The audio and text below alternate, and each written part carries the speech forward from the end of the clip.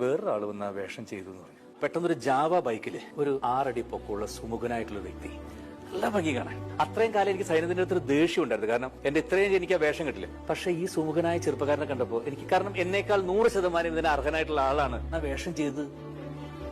മാന്ത്രിക വിദ്യ കൊണ്ട് രാജകുമാരനായി മാറിയ തെണ്ടിച്ചെറുക്കന്റെ കഥ ഒരു മുത്തശ്ശി കഥ പോലെ വിചിത്രം. യാത്രകൾ, ഒരുപാട് യാത്രകൾ ചെയ്തിരുന്നു. Travel a lot, but once in a while, travel back to your roots.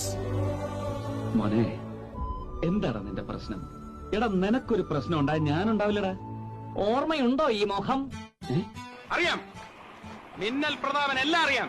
ഏതാ നിന്റെ രാജ്യം? കോഴിക്കോട്. വെള്ളത്തിൽ പോയെന്ന് വിചാരിച്ച് മിന്നൽ പ്രതാപന്റെ വീര്യമൊന്നും അലിഞ്ഞു പോകത്തില്ലടാ.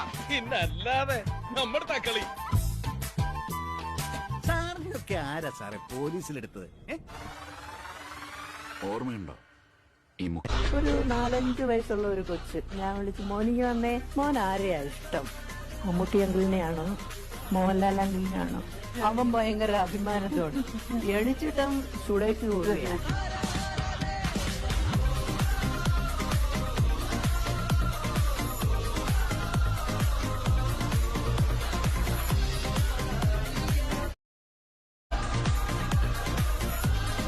ഇത്രയും വർഷമായിട്ട് ആ തോക്കെടുക്കാനായിട്ടൊരു പകരക്കാരൻ മലയാള സിനിമയിൽ വന്നിട്ടില്ല. കാക്കിയിട്ടാൽ ആനയ്ക്ക് നെറ്റിപ്പട്ടം കിട്ടിയ പോലെ ഇത്ര ഉമിത്തി പോലെ നീർനീറി കിടക്കുന്ന ചാർജ് ഷീറ്റുകളെ നിങ്ങൾ കണ്ടു കാണുകയുള്ളൂ. പ്രളയാഗ്നി പോലെ ദഹിപ്പിക്കുന്ന ചോദ്യങ്ങൾ നിങ്ങൾ ഇവിടെ പ്രതീക്ഷിക്കണം. എടാ, നിന്റെ തന്ത ആരായാലും, നിന്റെ തന്തയുടെ തന്ത ഏത് കൊമ്പനായാലും പുന്നക്കാടിന് പുല്ലടാ. എന്നാ പിടിച്ചോ നിന്റെ ഉമ്മമാനെ കെട്ടിക്കാനുണ്ടാക്കിയ അവിക്കത്ത്. ഇതിന് തക്കമുള്ള അധികാരമൊക്കെ ആരാ അവന് കൊടുത്തത്? നിന്റെ അമ്മയുടെ നായര്, നിന്റെ അമ്മയുടെ നായര്.